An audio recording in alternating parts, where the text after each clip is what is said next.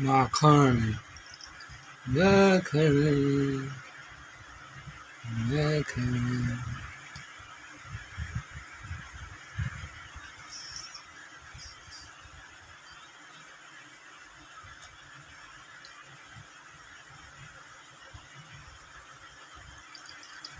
काले गरम करो बता दीजिए हाँ हम करूँ पड़ क्या हाँ मुझे तो रहना है तैयारी बना जाए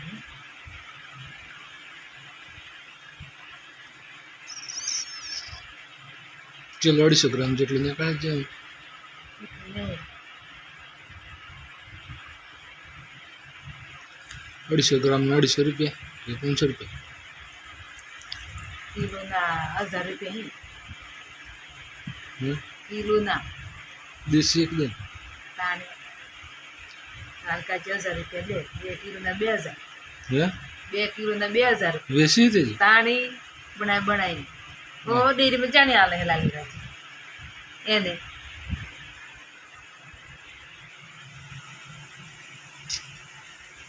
माखन रे देखा है बदर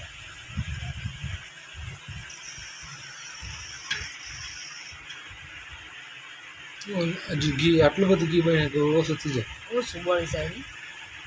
એટલું બને તાણ તો સારું ને 10 ફરામ કિલો થઈ જાય હે